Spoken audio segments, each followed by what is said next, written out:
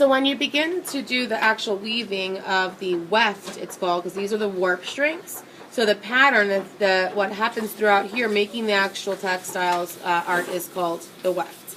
You're going to want to measure out a decent sized string, maybe 2 arm lengths. So you can go 1 and 2 and get about that in length. I like to use a sewing needle, thick sewing needle, to help me out because it helps with my me able to lift the string easily instead of having to use my fingers. But you could just use your fingers as you go.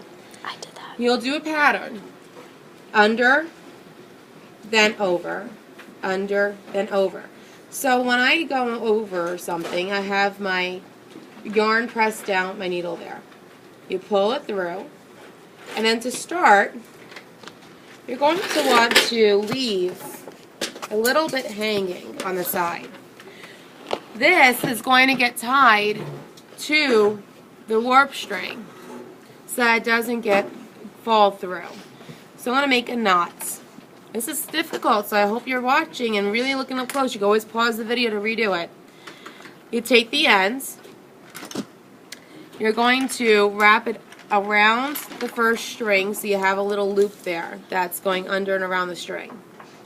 You take the ends, go behind and through that loop, and you'll pull tight. That's going to kind of keep it in place and keep it from going all the way through. This is where people start to have trouble when they stop someplace and they pull it through. You gotta stop, look where you left off. I was underneath the warp string. My orange string is under the blue. So I'm going to skip. I'm going to go over this one, under the next. Over, under, over, under, over, under.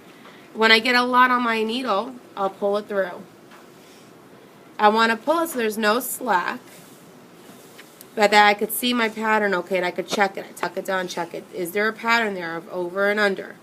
See where I left off and I continue.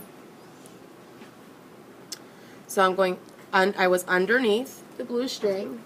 Now I'm going over, under to finish it off.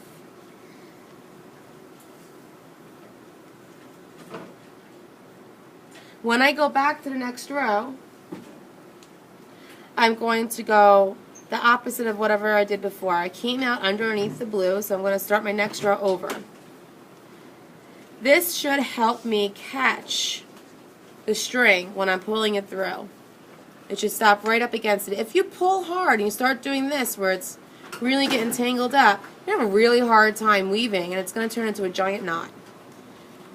Keep it neat against it and finish off your next row. You'll start to see rows of a checkerboard look to it.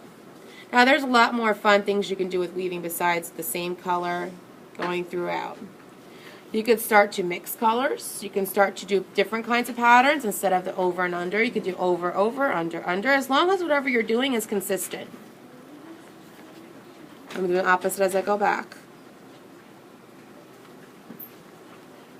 There we go, pulling it all the way through. So it lightly touches the warp string, tuck it down, you see here? Now we have this pattern happening. It's starting to look like a checkerboard. You're going to want to keep that up. I've seen people put 2 strings on at one time to create interesting patterns. I've seen people start with one pattern and then switch to another.